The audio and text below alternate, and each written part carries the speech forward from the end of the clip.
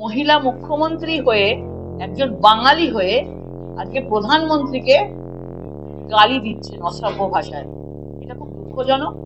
একজন বাঙালি হিসাবে খুব লজ্জা বোধ করছি। মমতা বন্দ্যোপাধ্যায়কে আমি আপনাদের মাধ্যমে বলবো, মমতা বন্দ্যোপাধ্যায়কে সামনে হাত জোর করেন, পেছনে এই ধরনের ভাষা ইউজ করেন।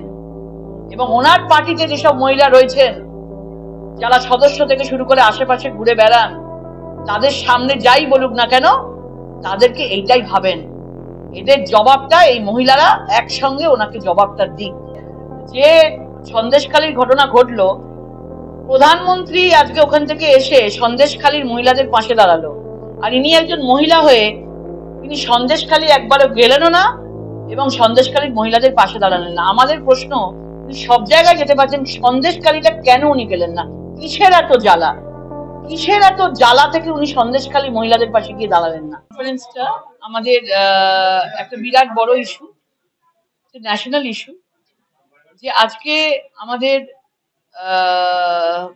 বাংলার মুখ্যমন্ত্রী মমতা বন্দ্যোপাধ্যায় তিনি কুচবিহারে একটি সভা থেকে আমাদের প্রধানমন্ত্রীকে যে ভাষা প্রয়োগ করেছেন, তার জন্যই আজকে সাংবাদিকদের মুখোমুখি হওয়া। যে মুখ্যমন্ত্রীর মুখের ভাষা আপনারা শুধু দেখেছেন, এই ভিডিওটা আপনাদেরকে দেখায়। আর বিজেপির লোগো থাকবে, সালামি না খেতে পেয়ে মরে যাবো, সালামি না খেতে পেয়ে মরে যাবো, সালামি না খেতে পেয়ে মরে যাবো। একটা মুখ্যমন্ত্রী, একটা মহিলা, তার মুখের ভাষা এটা? আমি তো মুখেও বলতে পারবো না। মানে কোন জায়গায় মানুষ গেলে যে একজন প্রধানমন্ত্রী, 140 কোটি জনতার প্রধানমন্ত্রীকে এই ধরনের ভাষা উনি ব্যবহার করছেন? কেন বলছেন? যে রেশনের চাল 5 কিলো করে রেশনের ফ্রিতে চাল 2020 মার্চ থেকে দেওয়া হচ্ছে, সেই ফ্রিতে রেশন আজকে 2024 ফ্রিতে রেশন দেওয়া হচ্ছে এবং আরো 5 বছর টানা দেওয়া হবে। এবং সেই রেশনের 10 পয়সাও আজকে এই রাজ্য দেয় না, 10টা পয়সাও দেয় না। এবং তা সত্ত্বেও আজকে যখন সেখানে যে কোনো রেশন দোকানে যাবেন আপনারা, সেখানে দেখতে পাবেন যে এই রাজ্যে বাংলায় একটাও প্রধানমন্ত্রীর ছবি নেই, একটাও প্রধানমন্ত্রীর ছবি নেই। খাদ্য সাথী আর মমতা ব্যানার্জির বড় বড় করে মুখ থাকে, সবাই জানে এটা।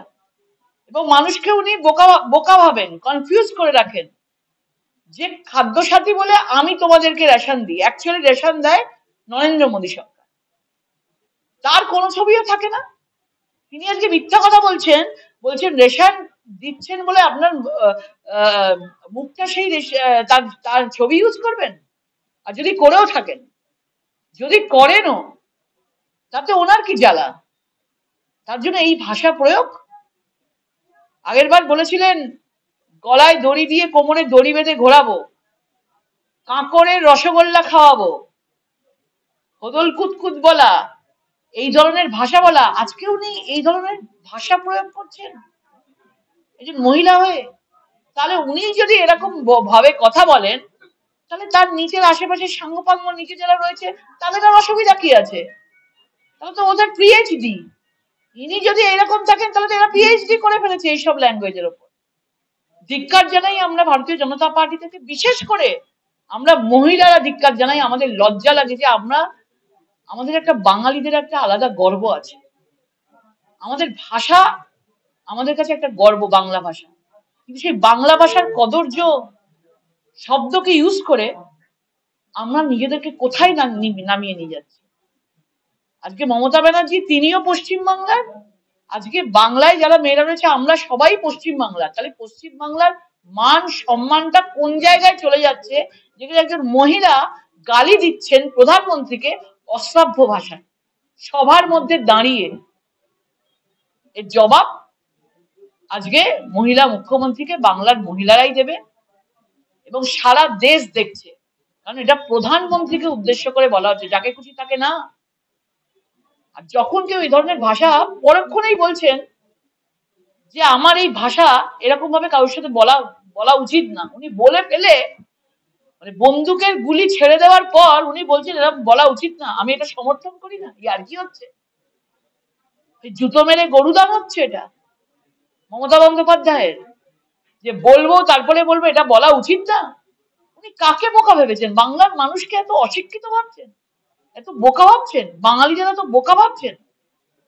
কি ভেবেছেন বাঙালিদের নিয়ে ফুটবল খেলবে? ফুটবলের জায়গায় রয়েছে, ভাষা নিয়ে কখনো এই ধরনের কথা বলা ওনার উচিত নয়। প্রত্যেকের মান সম্মান আছে, আজকে আমাকে বলা মানে, তাহলে ভেবে দেখুন, তাহলে উনি ওনার নিজের দলের মহিলাদেরকেও, আর এখানে চুচুড়াতে বিধায়ক হয়েছেন তাদের লোকেদেরকে, মহিলাদেরকে কি ধরনের ভাবেন, কি কথা ইউজ করেন, পঞ্চায়েত সমিতির লোকেদের দিয়ে গাটে পাচ্ছেন, পাটে পাচ্ছেন, সেই ছবিও বাইরে এসেছিল। মহিলাদের প্রোডাক্ট পেয়ে গেছেন। মহিলাদেরকে আজকে যেখানে নরেন্দ্র মোদী আজকে নারীদেরকে সম্মান দিয়ে এগিয়ে রাখছেন, আর এরা কি বলছেন? প্রোডাক্ট। আমি ইংলিশেই বলছি কথাটা, এই ধরনের ভাষা ইউজ করছেন। এফআইআর হওয়া উচিত, এফআইআর হওয়া উচিত, জেলে যাওয়া উচিত ওনার, এই ধরনের ভাষা প্রয়োগে ওনার জেলে যাওয়া উচিত। নির্বাচন কমিশনে পুরো দেওয়া হয়েছে চিঠি, এবং আগামী দিনে আরো বড় থেকে বড় স্টেপ নেওয়া হবে, এবং ওনার যা যা কুকীর্তি আছে, যা যা কুকীর্তি আছে সব কটা সামনে আনা হবে, এবং সিবিআই তদন্তের আমরা আবেদন করব। হ্যাঁ, অভিযোগ হয়েছে তো, অভিযোগ হয়েছে, নির্বাচন কমিশনে পাঠানো হয়েছে। তৃণমূলের থেকে অভিযোগ করা হয়েছে যে বিজেপি আপনাদের তরফ থেকে দিলীপ ঘোষ মুখ্যমন্ত্রীর নামে কুরুচিকর মন্তব্য করেছিলেন, তারা কোনো রকম ব্যবস্থা গ্রহণ করেনি আপনাদের দল। কি বল দিলীপ ঘোষ কি বলেছেন? মুখ্যমন্ত্রী কি বলেছেন? উনি নিজে তারপরেও বলেছেন, উনি নিজে তারপরে বলেছেন, অসিত মজুমদার বিধায়ক যিনি রয়েছেন, হিম্মত থাকলে সবাইকে ক্ষমা চাক, কান ধরে ক্ষমা চাক সবার কাছে, যে আমাকে বলা মানে তার মুখ্যমন্ত্রী তিনিও মহিলা, মহিলাকে উনি এইভাবেই দেখেন। এবং মমতা বন্দ্যোপাধ্যায়কে আমি আপনাদের মাধ্যমে বলবো, মমতা বন্দ্যোপাধ্যায়কে সামনে হাত জোর করেন, পেছনে এই ধরনের ভাষা ইউজ করেন। এবং ওনার পার্টিতে যেসব মহিলা রয়েছেন, যারা সদস্য থেকে শুরু করে আশেপাশে ঘুরে বেড়ান, তাদের সামনে যাই বলুক না কেন, তাদেরকে এইটাই ভাবেন, এদের জবাবটা এই মহিলারা একসঙ্গে ওনাকে জবাবটা দিক। মহিলা মুখ্যমন্ত্রী হয়ে, একজন বাঙালি হয়ে আজকে প্রধানমন্ত্রীকে গালি দিচ্ছেন অসভ্য ভাষায়, এটা খুব দুঃখজনক। একজন বাঙালি হিসাবে খুব লজ্জা বোধ করছি। মমতা বন্দ্যোপাধ্যায়কে আমি আপনাদের মাধ্যমে বলবো, মমতা বন্দ্যোপাধ্যায়কে সামনে হাত জোর করেন, পেছনে এই ধরনের ভাষা ইউজ করেন।